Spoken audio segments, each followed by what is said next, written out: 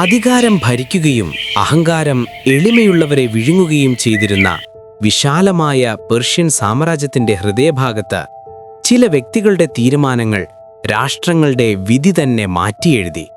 പ്രവാസികൾക്കിടയിൽ ശ്രദ്ധിക്കപ്പെടാതെ മറഞ്ഞിരിക്കുന്ന ഒരു അനാഥ പെൺകുട്ടിയെ തന്റെ ജനങ്ങൾക്കു വേണ്ടി വിടവിൽ നിൽക്കാൻ ദൈവം തിരഞ്ഞെടുത്തു. ഇത് എസ്തേരിന്റെ കഥയാണ്. ധൈര്യത്തിന്റെയും വിശ്വാസത്തിന്റെയും ദൈവിക പരിപാലനയുടെയും ഒരു കഥ.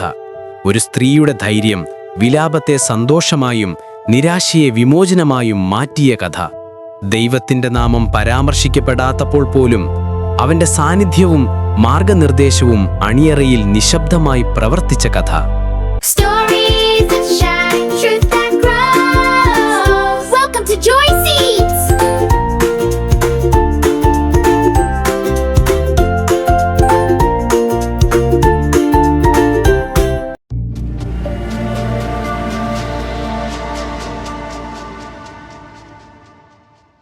ഇന്ത്യ മുതൽ എത്യോപ്യ വരെയുള്ള 127 പ്രവിശ്യകൾ ഭരിച്ചിരുന്ന അഹശ്വേരോഷ് രാജാവിന്റെ കാലത്താണ് ഈ കഥ ആരംഭിക്കുന്നത്. ഗ്രീക്കുകാർക്കിടയിൽ സെർക്സസ് എന്നറിയപ്പെടുന്ന അഹശ്വേരോഷ് രാജാവ് തന്റെ വാഴ്ചയുടെ 3-ാം ആണ്ടിൽ തന്റെ എല്ലാ പ്രഭുക്കന്മാർക്കും ഭൃത്യന്മാർക്കും ഒരു വലിയ വിരുന്നു നൽകി. പേർഷ്യയിലെയും മേദ്യയിലെയും പ്രഭുക്കന്മാരും രാജകുമാരന്മാരും പല സംസ്ഥാനങ്ങളിലെ ഗവർണർമാരും എല്ലാവരും രാജാവിന്റെ ക്ഷണം സ്വീകരിച്ചു അവിടെ എത്തിയിരുന്നു. 180 ദിവസം അവൻ തന്റെ രാജ്യത്തിന്റെ സമ്പത്തും പ്രതാപവും അവർക്കു മുമ്പിൽ പ്രദർശിപ്പിച്ചു. ആ ദിവസങ്ങൾ കഴിഞ്ഞപ്പോൾ രാജാവ് ശൂഷനിലെ വലിയവർ മുതൽ ചെറിയവർ വരെയുള്ള എല്ലാവർക്കുമായി കൊട്ടാര ഉദ്യാനത്തിന്റെ മുറ്റത്ത് 7 ദിവസം നീണ്ടുനിന്ന മറ്റൊരു വിരുന്നു കഴിച്ചു. അവിടെ വെൺകൽ തൂണുകളിന്മേൽ വെള്ളിവളയങ്ങളിൽ ഷണനൂലും ധൂമ്രനൂലും കൊണ്ടുള്ള ചരടുകളാൽ വെള്ളയും പച്ചയും നീലയുമായ ശീലകൾ തൂക്കിയിരുന്നു. ചുവന്നതും വെളുത്തതും മഞ്ഞയും കറുത്തതുമായ മർമരക്കല്ല് പടുത്തിരുന്ന തളത്തിൽ പൊൻകസവും വെള്ളിക്കസവുമുള്ള മെത്തകളുണ്ടായിരുന്നു. വിവിധാകൃതിയിലുള്ള പൊൻപാത്രങ്ങളിലായിരുന്നു അവർക്കു കുടിപ്പാൻ കൊടുത്തത്. രാജവീഞ്ഞും രാജപദവിക്കൊത്തവണ്ണം ധാരാളമുണ്ടായിരുന്നു. പക്ഷേ ഒരു നിയമമുണ്ടായിരുന്നു: ആരെയും മദ്യപിക്കാൻ നിർബന്ധിക്കരുത്, കാരണം എല്ലാവരും അവരവരുടെ ഇഷ്ടം പോലെ ചെയ്യട്ടെ എന്ന് രാജാവ് ഉത്തരവിട്ടിരുന്നു. അതേസമയം രാജകൊട്ടാരത്തിൽ വെച്ച് രാജ്ഞിയായ വസ്തിയും സ്ത്രീകൾക്ക് ഒരു വിരുന്നു നൽകി. 7-ാം ദിവസം രാജാവിന്റെ ഹൃദയം വീഞ്ഞുകുടിച്ച് ആനന്ദിച്ചപ്പോൾ രാജധാനിയിൽ സേവിച്ചു നിന്നിരുന്ന 7 ഷണ്ഡന്മാരോട് ജനങ്ങൾക്കും പ്രഭുക്കന്മാർക്കും വസ്തിരാജ്ഞിയുടെ സൗന്ദര്യം കാണിക്കേണ്ടതിന് അവളെ രാജകിരീടം ധരിപ്പിച്ചു രാജസന്നിധിയിൽ കൊണ്ടുവരുവാൻ കൽപ്പിച്ചു. ജനങ്ങൾക്കും ഉദ്യോഗസ്ഥർക്കും മുന്നിൽ അവളുടെ സൗന്ദര്യം കാണിക്കുന്നതിനായി രാജകിരീടം ധരിച്ച വസ്തിരാജ്ഞിയെ തന്റെ മുമ്പാകെ കൊണ്ടുവരാൻ അവൻ കൽപ്പിച്ചു. അവൾ അതിസുന്ദരിയായിരുന്നു. എന്നാൽ രാജാവിന്റെ കൽപ്പനയനുസരിച്ച് വസ്തിരാജ്ഞി വരാൻ വിസമ്മതിച്ചു. ഇതറിഞ്ഞപ്പോൾ രാജാവ് കോപിച്ചു. അഹശ്വേരോഷ് രാജാവ് കാലജ്ഞന്മാരായ നിയമവും നീതിയും അറിയാവുന്ന അവനോട് അടുത്തിരിക്കുകയായിരുന്ന പാർസിയിലെയും മേദ്യയിലെയും 7 പ്രഭുക്കന്മാരോട് കൂടിയാലോചിച്ചു. ഷണ്ഡന്മാർ മുഖാന്തരം അഹശ്വേരോഷ് രാജാവ് അയച്ച കൽപ്പന വസ്തിരാജ്ഞി അനുസരിക്കായ്ക കൊണ്ട് രാജ്യധർമ്മപ്രകാരം അവളോട് എന്തു ചെയ്യണമെന്ന് ചോദിച്ചു. എന്റെ രാജാവേ, വസ്തിരാജ്ഞി നിന്നോടു മാത്രമല്ല നിന്റെ കീഴിലുള്ള സകല പ്രഭുക്കന്മാരോടും സകല ജനത്തോടും അന്യായം ചെയ്തിരിക്കുന്നു. രാജ്ഞിയുടെ പെരുമാറ്റം കേട്ടറിയുന്ന സകല സ്ത്രീകളും തങ്ങളുടെ ഭർത്താക്കന്മാരെ നിന്ദിക്കും. രാജാവിന് സമ്മതമെങ്കിൽ വസ്തി ഇനി അഹശ്വേരോഷ് രാജാവിന്റെ സന്നിധിയിൽ വരരുത് എന്ന് ഒരു രാജകൽപ്പന പുറപ്പെടുവിക്കുകയും അത് മാറ്റിക്കൂടാതെ വണ്ണം പാർശ്യരുടെയും മേദ്യരുടെയും രാജ്യധർമ്മത്തിൽ എഴുതിക്കുകയും രാജാവ് അവളുടെ രാജ്ഞി സ്ഥാനം അവളേക്കാൾ നല്ലവളായ മറ്റൊരുത്തിക്ക് കൊടുക്കുകയും വേണം. രാജാവ് കൽപ്പിക്കുന്ന വിധി രാജ്യത്തെല്ലായിടവും പരസ്യമാകുമ്പോൾ സകല ഭാര്യമാരും വലിയവളോ ചെറിയവരോ ആയ തങ്ങളുടെ ഭർത്താക്കന്മാരെ ബഹുമാനിക്കും. ഓരോ പുരുഷനും സ്വന്തം ഭവനത്തിൽ യജമാനനായിരിക്കണമെന്ന് പ്രഖ്യാപിക്കുന്ന ഒരു ഉത്തരവ് ഓരോ സംസ്ഥാനത്തിലേക്കും എല്ലാ ലിപികളിലും ഭാഷകളിലും എഴുതി അയച്ചു. വസ്തിരാജ്ഞിയെ രാജകീയ സ്ഥാനത്തുനിന്ന് നീക്കി അങ്ങനെ ദൈവത്തിൻ്റെ അദൃശ്യകരം അവന്റെ പ്രവൃത്തി ആരംഭിക്കുന്നതിനുള്ള വേദിയൊരുക്കി. എസ്തേർ എന്ന യുവതിയിലൂടെ അവളുടെ ധൈര്യം ഒരു ദിവസം അവളുടെ ജനങ്ങളെ രക്ഷിക്കും. വസ്തിരാജ്ഞിയെ നീക്കിയ ശേഷം അഹശ്വേരോഷ് രാജാവിന്റെ കോപം തണുത്തു. അവൾക്കെതിരെ വിധിച്ച കാര്യം അവൻ ഓർത്തു. അപ്പോൾ അവന്റെ പരിചാരകർ പറഞ്ഞു, രാജാവിനു വേണ്ടി സുന്ദരികളായ യുവകന്യകമാരെ അന്വേഷിക്കട്ടെ. രാജാവ് എല്ലാ സംസ്ഥാനങ്ങളിലും ഉദ്യോഗസ്ഥന്മാരെ നിയമിക്കട്ടെ. അവരെ രാജാവിൻ്റെ ഷണ്ഡനായ ഹേഗായിയുടെ സംരക്ഷണയിൽ ശൂഷനിലെ അന്തഃപുരത്തിലേക്ക് കൊണ്ടുവരട്ടെ. രാജാവിന് ഇഷ്ടമുള്ള യുവതി വഷ്തിക്ക് പകരം രാജ്ഞിയാകട്ടെ. രാജാവിന് ആ നിർദ്ദേശം ഇഷ്ടപ്പെട്ടു. അദ്ദേഹം അത് ചെയ്യാൻ ഉത്തരവിട്ടു. ശൂഷനിൽ ബെന്യാമീനിയനായ കീഷിന്റെ മകനായ ഷിമേയിയുടെ മകനായ യായീരിന്റെ മകൻ മൊർദേഖായി എന്നു പേരുള്ള ഒരു യഹൂദൻ താമസിച്ചിരുന്നു. ബാബേൽ രാജാവായ നെബൂഖദ്നേസർ കൊണ്ടുപോയ പ്രവാസികളുടെ കൂടെ യെരൂശലേമിൽ നിന്നും അവനെയും കൊണ്ടുപോയിരുന്നു. മൊർദേഖായി തൻ്റെ ബന്ധുവായ എസ്തേർ എന്ന ഹദസ്സയുടെ രക്ഷാധികാരിയായിരുന്നു. കാരണം അവൾക്ക് അച്ഛനോ അമ്മയോ ഇല്ലായിരുന്നു. ആ യുവതി അതീവ സുന്ദരിയായിരുന്നു. മൊർദേഖായി അവളെ സ്വന്തം മകളെപ്പോലെ പരിപാലിച്ചു. രാജാവിൻ്റെ കൽപ്പന പ്രകാരം നിരവധി യുവതികളെ വിളിച്ചുകൂട്ടി ശൂഷൻ രാജധാനിയിലേക്ക് കൊണ്ടുപോയി സ്ത്രീകളുടെ ചുമതലക്കാരനായ ഷണ്ഡനായ ഹേഗായിയുടെ മേൽനോട്ടത്തിൽ ഏൽപ്പിച്ചു. എസ്തേറിനെയും കൊട്ടാരത്തിലേക്ക് കൊണ്ടുപോയി. ഹേഗായിക്കു അവളെ കണ്ടപ്പോൾ തന്നെ ഇഷ്ടപ്പെട്ടു. അവൾക്ക് ഏറ്റവും നല്ല എണ്ണയും ഭക്ഷണവും കൊണ്ടുവരിക. അവൾക്ക് 7 പരിചാരകരെയും അന്തപുരത്തിലെ ഏറ്റവും മികച്ച മുറികളും നൽകുക. അങ്ങനെ എസ്തേർ തന്റെ തയ്യാറെടുപ്പുകൾ സ്വീകരിച്ചു. ആകെ 12 മാസം. 6 മാസം മൂർത്തൈലം ഉപയോഗിച്ചും 6 മാസം സ്ത്രീകൾക്ക് സൗന്ദര്യം നൽകുന്നതിനായി സുഗന്ധദ്രവ്യങ്ങളും സൗന്ദര്യവർദ്ധക വസ്തുക്കളും ഉപയോഗിച്ചും. എന്നാൽ എസ്തേർ തന്റെ ജനത്തെയോ ബന്ധുക്കളെയോ വെളിപ്പെടുത്തിയില്ല. കാരണം താൻ യഹൂദയാണെന്ന് ആരോടും പറയരുതെന്ന് മൊർദെഖായി അവളോട് കൽപ്പിച്ചിരുന്നു. എസ്തേറിന്റെ സുഖവിവരവും അവൾക്ക് എന്ത് സംഭവിക്കുന്നെന്നും അറിയാൻ മൊർദെഖായി എല്ലാ ദിവസവും അന്തഃപുരത്തിന്റെ മുറ്റത്തിന് സമീപത്തുകൂടി നടന്നിരുന്നു. ഓരോരുത്തിക്കും അഹശ്വേരോശ് രാജാവിന്റെ സന്നിധിയിൽ ചെല്ലുവാൻ മുറ വരുമ്പോൾ ഓരോ യുവതിയും രാജസന്നിധിയിൽ ചെല്ലും. അന്തഃപുരത്തിൽ നിന്ന് രാജധാനിയോളം തന്നോടുകൂടെ കൊണ്ടുപോകേണ്ടതിനു അവൾ ചോദിക്കുന്ന സകലവും അവൾക്ക് കൊടുക്കും. സന്ധ്യാസമയത്ത് അവൾ ചെല്ലുകയും പ്രഭാതകാലത്ത് രാജാവിന്റെ ഷണ്ഡനായി വെപ്പാട്ടികളുടെ പാലകനായ ഷയസ്ഗസിന്റെ കീഴിലുള്ള 2ാമത്തെ അന്തഃപുരത്തിലേക്ക് മടങ്ങിപ്പോകുകയും ചെയ്യും. രാജാവിനു അവളോട് ഇഷ്ടം തോന്നിയിട്ടു അവളെ പേർ പറഞ്ഞ് വിളിച്ചാലല്ലാതെ പിന്നെ അവൾക്ക് രാജസന്നിധിയിൽ ചെല്ലാൻ പറ്റില്ല. എസ്തേറിനു രാജസന്നിധിയിൽ ചെല്ലുവാൻ മുറ വന്നപ്പോൾ അവൾ രാജാവിന്റെ ഷണ്ഡനും അന്തഃപുരപാലകനുമായ ഹേഗായി പറഞ്ഞത് മാത്രമല്ലാതെ വേറെ ഒന്നും ചോദിച്ചില്ല. എന്നാൽ എസ്തേറിനെ കണ്ട എല്ലാവർക്കും അവളോട് പ്രീതി തോന്നി. രാജാവ് എസ്തേറിനെ സകല സ്ത്രീകളെക്കാളും അധികം സ്നേഹിച്ചു. സകല കന്യകമാരിലും അധികം കൃപയും പക്ഷവും അവളോട് തോന്നിയിട്ടു അവൻ രാജകിരീടം അവളുടെ തലയിൽ വെച്ചു അവളെ വസ്തിക്ക് പകരം രാജ്ഞിയാക്കി. രാജാവ് തന്റെ സകല പ്രഭുക്കന്മാർക്കും വൃത്യന്മാർക്കും എസ്തേറിനെ പരിചയപ്പെടുത്താനായിട്ടൊരു വലിയ വിരുന്ന് കഴിച്ചു.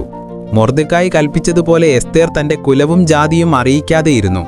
എസ്തേർ മൊർദെഖായിയുടെ അടുക്കൽ വളർന്നപ്പോഴത്തെപ്പോലെ പിന്നെയും അവന്റെ കൽപ്പന അനുസരിച്ചു പോന്നു.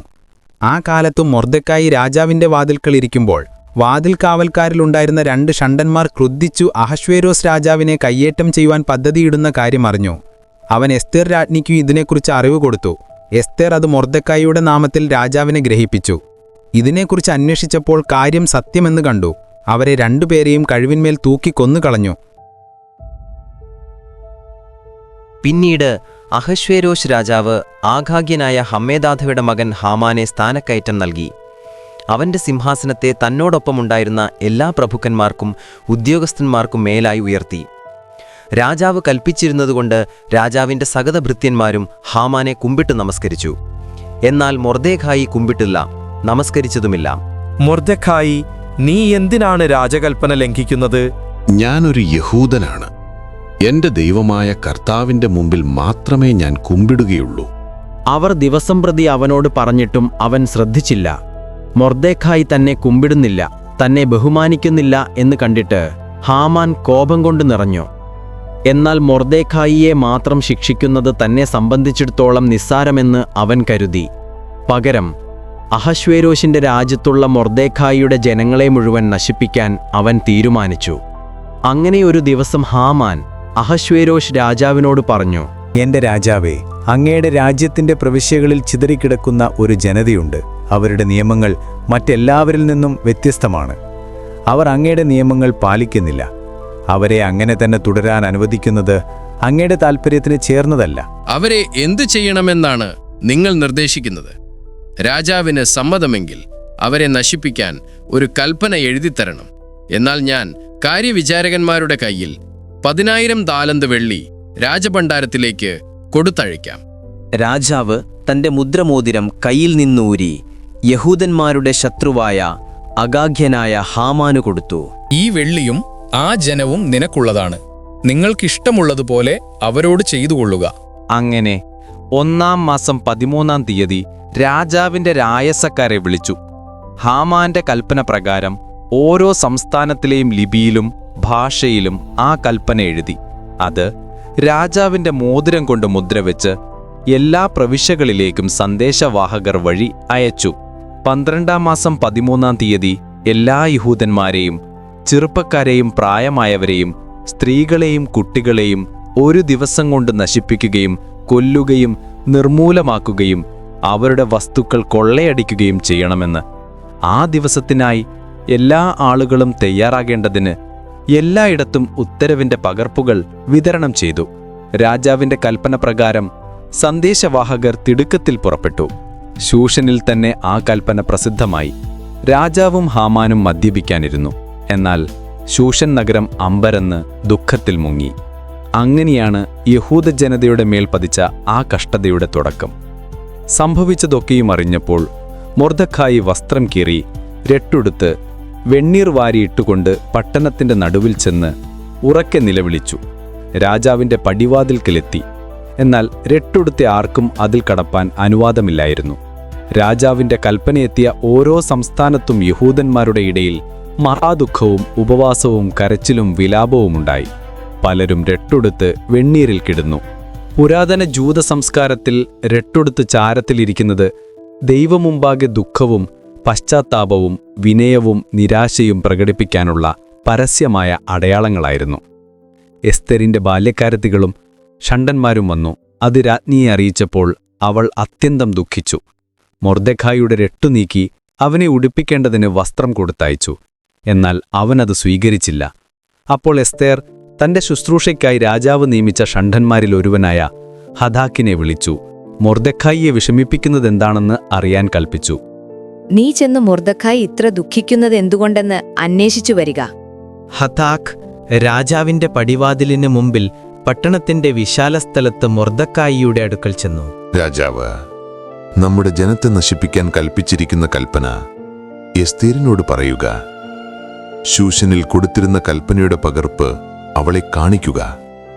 അവൾ രാജാവിന്റെ അടുക്കൽ ചെന്ന് തന്റെ ജനത്തിന്റെ ജീവരക്ഷയ്ക്കായി അപേക്ഷിക്കണമെന്ന് അവളോട് പറയുക. ഹദാക്ക് മടങ്ങിവന്നു മൊർദെഖായിയുടെ വാക്കുകൾ എസ്തേരിനെ അറിയിച്ചു. നീ ഇങ്ങനെ ചെന്ന് മൊർദെഖായിയോട് പറയുക, രാജാവ് സ്വർണ്ണ ചെങ്കോൽ നീട്ടാതിരുന്നാൽ ക്ഷണിക്കപ്പെടാതെ അകത്തെ പ്രാകാരത്തിൽ രാജാവിന്റെ അടുക്കൽ ചെല്ലുന്ന ഏതൊരു പുരുഷനോ സ്ത്രീയോ മരണശിക്ഷ അനുഭവിക്കണമെന്ന് രാജാവിന്റെ സകല ഭൃത്യന്മാരും ജനവും അറിയുന്നു. 30 ദിവസത്തേക്ക് രാജാവിന്റെ മുമ്പാകെ ചെല്ലാൻ എന്നെ വിളിച്ചിട്ടില്ല. രാജഗൃഹത്തിലിരിക്കുന്നതുകൊണ്ട് നീ മാത്രം രക്ഷപ്പെടുമെന്ന് കരുതരുത്. ഈ സമയത്ത് നീ മിണ്ടാതിരുന്നാൽ യഹൂദന്മാർക്ക് ആശ്വാസവും രക്ഷയും മറ്റൊരു സ്ഥലത്തു നിന്നുണ്ടാകും. എന്നാൽ നീയും നിന്റെ പിതൃഭവനവും നശിച്ചു പോകും. ഇങ്ങനെയുള്ള ഒരു കാലത്തിനായിട്ടല്ലയോ നീ രാജസ്ഥാനത്ത് വന്നിരിക്കുന്നത്? ആർക്കറിയാം? ആ വാക്കുകൾ എസ്തേറിന്റെ ഹൃദയത്തിൽ തുളച്ചു കയറി. നീ പോയി ശൂഷനിലുള്ള എല്ലാ യഹൂദന്മാരെയും കൂട്ടിവരുത്തി എനിക്കു വേണ്ടി ഉപവസിക്ക. 3 ദിവസം രാവും പകലും തിന്നുകയോ കുടിക്കുകയോ ചെയ്യരുത്. ഞാനും എന്റെ ഭൃത്യന്മാരും അതുപോലെ തന്നെ ഉപവസിക്കും. അതിനുശേഷം നിയമവിരുദ്ധമാണെങ്കിലും ഞാൻ രാജാവിന്റെ അടുക്കൽ പോകും. ഞാൻ നശിച്ചാൽ നശിക്കട്ടെ. മൊർദെഖായി ചെന്ന് എസ്തേർ കൽപ്പിച്ചതുപോലെയൊക്കെയും ചെയ്തു. നഗരം നിശബ്ദ പ്രാർത്ഥനയിലും ഉപവാസത്തിലും മുഴുകി. 3-ാം ദിവസം എസ്തേർ രാജകീയ വസ്ത്രം ധരിച്ചുകൊണ്ട് രാജധാനിയുടെ അകത്തെ പ്രാകാരത്തിൽ രാജഗൃഹത്തിന് നേരെ നിന്നു. രാജാവ് രാജകീയ സിംഹാസനത്തിൽ വാതിലിന് അഭിമുഖമായിരിക്കുകയായിരുന്നു. എസ്തേർ രാജ്ഞി പ്രാകാരത്തിൽ നിൽക്കുന്നത് അവൻ കണ്ടപ്പോൾ അവൻ അവളോട് കൃപ തോന്നി. അവൻ തന്റെ കയ്യിലിരുന്ന പൊൻചെങ്കോൽ അവളുടെ നേരെ നീട്ടി. എസ്തേർ രാജ്ഞിയെ, നിനക്കെന്തു വേണം? നിന്റെ അപേക്ഷ എന്താണ്? രാജ്യത്തിൽ പകുതിയോളമായാലും നിനക്ക് തരാം. രാജാവിന് തിരുവുള്ളമുണ്ടെങ്കിൽ ഞാൻ ഒരുക്കിയിരിക്കുന്ന വിരുന്നിന് രാജാവും ഹാമാനും എന്ന് വരേണം. ഹാമാനെ വേഗം കൂട്ടിക്കൊണ്ടുവരൂ. എസ്തേർ ആഗ്രഹിക്കുന്നത് പോലെ ചെയ്യാം. രാജാവും ഹാമാനും എസ്തേർ ഒരുക്കിയ വിരുന്നിന് വന്നു. വീഞ്ഞു കുടിച്ചുകൊണ്ടിരിക്കുമ്പോൾ രാജാവ് വീണ്ടും ചോദിച്ചു, എസ്തേർ രാജ്ഞിയെ, നിനക്ക് എന്താണ് വേണ്ടത്? എന്തായാലും അത് ലഭിക്കും. നിന്റെ അപേക്ഷ എന്താണ്? എന്റെ രാജ്യത്തിന്റെ പകുതിയോളം പോലും നീ ആവശ്യപ്പെട്ടാൽ ഞാൻ നിനക്ക് തരാം. എന്റെ അപേക്ഷ ഇതാണ്. രാജാവിന് എന്നോട് കൃപയുണ്ടെങ്കിൽ രാജാവും ഹാമാനും നാളെ ഞാൻ ഒരുക്കുന്ന മറ്റൊരു വിരുന്നിനു കൂടി വരണം. അപ്പോൾ ഞാൻ രാജാവിന്റെ ചോദ്യത്തിന് ഉത്തരം നൽകാം. രാജാവ് സമ്മതിച്ചു. ഹാമാന്റെ അഹങ്കാരം വർദ്ധിച്ചു. അന്നു ഹാമാൻ സന്തോഷവാനായി അവിടെ നിന്ന് പുറപ്പെട്ടു. എന്നാൽ രാജാവിന്റെ വാതിൽക്കൽ മൊർദെഖായിയെ കണ്ടപ്പോൾ അവൻ എഴുന്നേൽക്കുകയോ കുലുങ്ങുകയോ പോലും ചെയ്തില്ല. ഹാമാൻ കോപം കൊണ്ട് നിറഞ്ഞു. എന്നിട്ടും അവൻ തന്നെത്താൻ അടക്കി വീട്ടിലേക്ക് പോയി. എന്റെ ഭാര്യ സേരശിനും എന്റെ സുഹൃത്തുക്കൾക്കും എല്ലാ പ്രഭുക്കന്മാരിലും ഞാൻ ബഹുമാന്യനാണ്. ഈ രാജ്യത്തിന്റെ രാജ്ഞി രാജാവിനോടൊപ്പം എന്നെ മാത്രമേ തന്റെ വിരുന്നുകൾ ക്ഷണിച്ചിട്ടുള്ളൂ. എന്നാൽ രാജാവിന്റെ വാതിൽക്കൽ യഹൂദനായ മൊർദെഖായി ഇരിക്കുന്നത് കാണുന്നിടത്തോളം ഇതൊന്നും കൊണ്ട് എനിക്കൊരു തൃപ്തിയുമില്ല. 50 മുഴം ഉയരമുള്ള ഒരു കഴുമരമുണ്ടാക്കട്ടെ. മൊർദെഖായിയെ അതിന്മേൽ തൂക്കിക്കളയേണ്ടതിന്നു നാളെ രാജാവിനോട് അപേക്ഷിക്കുവിൻ. പിന്നെ രാജാവിനോടു കൂടെ വിരുന്നിനു നീ സന്തോഷത്തോടെ പോകുവിൻ. ആ ഉപദേശം ഹാമാന് ഇഷ്ടപ്പെട്ടു. അവൻ ആ രാത്രിയിൽ തന്നെ തൂക്കുമരം നിർമ്മിക്കാൻ ഉത്തരവിട്ടു. ആ രാത്രിയിൽ രാജാവിന് ഉറക്കം വന്നില്ല. ദിനവൃത്താന്ത പുസ്തകം കൊണ്ടുവന്ന് തന്റെ മുമ്പാകെ വായിക്കാൻ അവൻ കൽപ്പിച്ചു. രേഖകൾ ഉറക്ക വായിച്ചു കേട്ടപ്പോൾ രാജാവിനെ ആക്രമിക്കാൻ ശ്രമിച്ച ബിഗ്ഥാന്റെയും തേരശിന്റെയും ഗൂഢാലോചന മൊർദെഖായി വെളിപ്പെടുത്തിയതായി അവർ കണ്ടെത്തി. ഇതിന് പ്രതിഫലമായി മൊർദെഖായിക്ക് എന്തു കൊടുത്തു?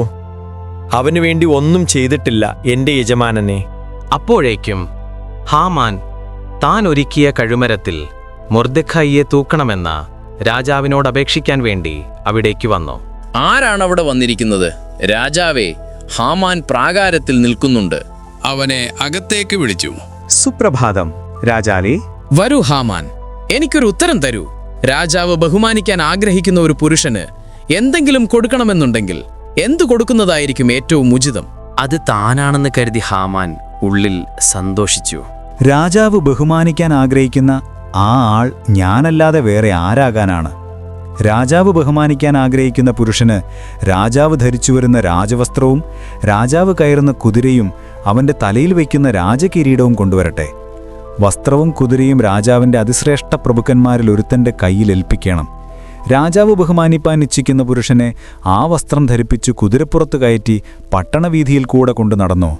രാജാവ് ബഹുമാനിപ്പാൻ ഇച്ഛിക്കുന്ന പുരുഷന് ഇങ്ങനെ ചെയ്യുമെന്ന് അവന്റെ മുമ്പിൽ വിളിച്ചു പറയണം. കൊള്ളാം, വേഗം വരൂ. നീ പറഞ്ഞതുപോലെ വസ്ത്രവും കുതിരയും എടുത്ത് എന്റെ വാതിൽക്കൽ ഇരിക്കുന്ന യഹൂദനായ മൊർദെഖായിക്ക് അങ്ങനെ ചെയ്യൂ. അവനെ ആദരിക്കുന്നതിൽ നീ പറഞ്ഞ ഒന്നുപോലും ചെയ്യാൻ വിട്ടുപോകരുതു. താൻ വരുത്ത മനുഷ്യനെ തന്നെ ബഹുമാനിക്കാൻ ഹാമാൻ നിർബന്ധിതനായി. അവൻ മൊർദെഖായിയെ വസ്ത്രം ധരിപ്പിച്ചു. നഗരവീഥിയിലൂടെ അവനെ കൊണ്ടുപോയി അവന്റെ മുമ്പാകെ രാജാവിന്റെ സ്തുതി ഘോഷിച്ചു. മൊർദെഖായി രാജാവിന്റെ വാതിൽക്കൽ മടങ്ങിവന്നു. എന്നാൽ ഹാമാൻ ദുഃഖിതനായി തല മൂടിക്കൊണ്ട് വേഗത്തിൽ വീട്ടിലേക്ക് പോയി. അവൻ സംഭവിച്ചതെല്ലാം ഭാര്യയായ സേരശിനോടും തന്റെ സകല സ്നേഹിതന്മാരോടും അറിയിച്ചു. മൊർദെഖായിയുടെ മുമ്പിൽ നീ വീഴാൻ തുടങ്ങി. അവൻ യഹൂദ വംശജനാണെങ്കിൽ നീ അവനെ ജയിക്കയില്ല. അവന്റെ മുമ്പിൽ തോറ്റുപോകുമെന്ന് ഉറപ്പാണ്. അവർ സംസാരിച്ചുകൊണ്ടിരിക്കുമ്പോൾ തന്നെ രാജാവിന്റെ ഷണ്ടന്മാർ എത്തി എസ്തേറിന്റെ 2ാം വിരുന്നിന് ഹാമാനെ വേഗത്തിൽ കൂട്ടിക്കൊണ്ടുപോയി. അങ്ങനെ രാജാവും ഹാമാനും എസ്തേർ രാജ്ഞിയോടൊത്ത് 2ാം പ്രാവശ്യം ഭക്ഷണം കഴിക്കാൻ വന്നു. വീണു കുടിച്ചുകൊണ്ടിരിക്കുമ്പോൾ രാജാവ് വീണ്ടും ചോദിച്ചു, എസ്തേർ രാജ്ഞിയെ, നിനക്കെന്താണ് വേണ്ടത്? എന്തായാലും അത് നിനക്ക് ലഭിക്കും. രാജ്യത്തിൽ പാതിയോളമായാലും അത് നിവർത്തിക്കപ്പെടും. രാജാവേ, തിരുമുമ്പാകെ എന്നോട് കൃപയുണ്ടെങ്കിൽ, രാജാവിന് പ്രസാദമുണ്ടെങ്കിൽ എന്റെ അപേക്ഷ പ്രകാരം എന്റെ ജീവനെയും എന്റെ ജനത്തിന്റെ ജീവനെയും എനിക്ക് നൽകണമേ. ഞങ്ങളെ നശിപ്പിച്ചു കൊന്നുമുടിക്കേണ്ടതിനോ എന്നെയും എന്റെ ജനത്തെയും വിറ്റുകളഞ്ഞിരിക്കുന്നുവല്ലോ. രാജാവിന്റെ മുഖം ഞെട്ടൽ കൊണ്ട് വിളറി. ആരാണവൻ? മനസ്സിൽ അങ്ങനെ ചെയ്യാൻ ധൈര്യപ്പെട്ട അവൻ എവിടെയാണ്? ആ വൈര്യം ശത്രുവും ഈ ദുഷ്ടനായ ഹാമാനാണ്. രാജാവിന്റെയും രാജ്ഞിയുടെയും മുമ്പിൽ ഹാമാൻ വിറച്ചു. രാജാവ് കോപത്തോടെ എഴുന്നേറ്റ് കൊട്ടാരോദ്യാനത്തിലേക്ക് പോയി. ഹാമാൻ എസ്തേർ രാജ്ഞിയോട് തന്റെ ജീവരക്ഷയ്ക്കായി യാചിക്കാൻ നിന്നു. രാജാവ് തിരിച്ചു വന്നപ്പോൾ എസ്തേർ ഇരിക്കുന്ന കട്ടിലിൽ ഹാമാൻ വീണു കിടന്നിരുന്നു. എന്റെ വീട്ടിൽ വച്ച് ഇയാൾ രാജ്ഞിയെ ആക്രമിക്കുമോ? രാജാവിങ്ങനെ പറഞ്ഞപ്പോൾ തന്നെ പരിചാരകർ വന്നു ഹാമാന്റെ മുഖം മൂടി. രാജാവിനു വേണ്ടി നന്മ സംസാരിച്ച മൊർദെഖായിക്ക് വേണ്ടി ഹാമാൻ ഉണ്ടാക്കിയ 50 മുഴം ഉയരമുള്ള കഴുമരമിത ഹാമാന്റെ വീട്ടിൽ നിൽക്കുന്നു. അവനെ അതിൽ തൂക്കിയിടൂ. അങ്ങനെ അവർ ഹാമാനെ അവൻ മൊർദെഖായിക്കു വേണ്ടി ഒരുക്കിയ കഴുമരത്തിൽ തന്നെ തൂക്കിക്കൊന്നു. രാജാവിന്റെ കോപം ശമിച്ചു. അന്നു തന്നെ അഹശ്വേരോശ് രാജാവ് യഹൂദന്മാരുടെ ശത്രുവായ ഹാമാന്റെ വീട് എസ്തേർ രാജ്ഞിക്ക് കൊടുത്തു. മൊർദെഖായി എസ്തേർ രാജ്ഞിയോട് താൻ ആരാണെന്ന് എസ്തേർ വെളിപ്പെടുത്തിയിരുന്നതിനാൽ അവൻ രാജാവിന്റെ മുൻപാകെ എത്തി. രാജാവ് ഹാമാനിൽ നിന്നെടുത്ത് തന്റെ മുദ്രമോതിരം ഊരി മൊർദെഖായിക്ക് കൊടുത്തു. എസ്തേർ രാജാവിന്റെ കാൽക്കൽ വീണ് കരഞ്ഞുകൊണ്ട് ഹാമാൻ ആലോചിച്ച ദുഷ്ടത അനുവദിക്കാതിരിക്കാൻ അപേക്ഷിച്ചു. നിങ്ങൾക്ക് ബോധിച്ചതുപോലെ നിങ്ങളും രാജാവിന്റെ നാമത്തിൽ യഹൂദന്മാർക്ക് വേണ്ടി എഴുതി രാജാവിന്റെ മോതിരം കൊണ്ട് മുദ്രയിടുവിൻ. രാജനാമത്തിൽ എഴുതുകയും രാജമോതിരം കൊണ്ട് മുദ്രയിടുകയും ചെയ്ത രേഖയെ ദുർബലപ്പെടുത്തുവാൻ ആർക്കും കഴിയില്ല. അങ്ങനെ രാജാവിന്റെ എഴുത്തുകാരെ വിളിച്ചുവരുത്തി മൊർദെഖായി അഹശ്വേരോഷ് രാജാവിന്റെ നാമത്തിൽ എഴുതി രാജമോതിരം കൊണ്ട് മുദ്ര വച്ചു. എല്ലാ പ്രവിശ്യകളിലേക്കും അതിവേഗ സന്ദേശവാഹകർ വഴി കത്തുകൾ അയച്ചു. യഹൂദന്മാർക്ക് ഒത്തുകൂടാനും അവരുടെ ജീവൻ സംരക്ഷിക്കാനും തങ്ങളെ ആക്രമിക്കുന്ന ആരെയും നശിപ്പിക്കാനും അവകാശം നൽകി. എല്ലാ ഭാഷയിലും ലിപികളിലും കൽപ്പന പുറപ്പെടുവിച്ചു. മൊർദെഖായി നീലയും വെള്ളയും നിറമുള്ള രാജകീയ വസ്ത്രം ധരിച്ച് ഒരു വലിയ സ്വർണ്ണക്കിരീടം ധരിച്ച് രാജസന്നിധിയിൽ നിന്ന് പുറപ്പെട്ടു. ശൂഷൻ നഗരം ആർപ്പു വിളിച്ചു. യഹൂദന്മാർക്ക് പ്രകാശവും സന്തോഷവും ബഹുമാനവുമുണ്ടായി. രാജാവിന്റെ കൽപ്പന നടപ്പിലാക്കേണ്ട ദിവസം യഹൂദന്മാരുടെ ശത്രുക്കൾ അവരെ കീഴടക്കാൻ ആഗ്രഹിച്ചപ്പോൾ നേരെ വിപരീതം സംഭവിച്ചു. യഹൂദന്മാർ തങ്ങൾക്കെതിരെ നിൽക്കുന്നവരെ കീഴടക്കി. അവർ തങ്ങളുടെ ശത്രുക്കളെ വാൾകൊണ്ട് വെട്ടിക്കൊന്നു. അവരുടെ ജീവൻ രക്ഷിക്കാൻ ആവശ്യമായതെല്ലാം ചെയ്തു. ശൂഷണിൽ ഹാമാന്റെ 10 പുത്രന്മാരുൾപ്പെടെ 500 പേർ കൊല്ലപ്പെട്ടു. എന്നാൽ ആ ദിവസം അവർ ഒന്നും തന്നെ കൊള്ളയടിച്ചില്ല. യഹൂദന്മാർ ശൂഷനിൽ 500 പുരുഷന്മാരെയും ഹാമാന്റെ 10 പുത്രന്മാരെയും കൊന്നു. എസ്തേർ രാജ്ഞിയെ ഇനി എന്തപേക്ഷിക്കുന്നു? രാജാവിന് തിരുവുള്ളമുണ്ടെങ്കിൽ ശൂഷനിലെ യഹൂദന്മാർ ഇന്നത്തെപ്പോലെ നാളെയും ചെയ്യട്ടെ. ഹാമാന്റെ 10 പുത്രന്മാരെയും കഴുമരത്തിന്മേൽ തൂക്കിക്കളയുക. രാജാവ് അങ്ങനെ കൽപ്പിച്ചു. ഹാമാന്റെ പുത്രന്മാരുടെ മൃതദേഹങ്ങൾ തൂക്കിക്കളഞ്ഞു. എല്ലാ പ്രവിശ്യകളിലുമായി 75,000 ശത്രുക്കൾ നശിപ്പിക്കപ്പെട്ടു. എന്നിട്ടും യഹൂദന്മാരിൽ ഒരാൾ പോലും കൊള്ള മുതൽ തൊട്ടില്ല.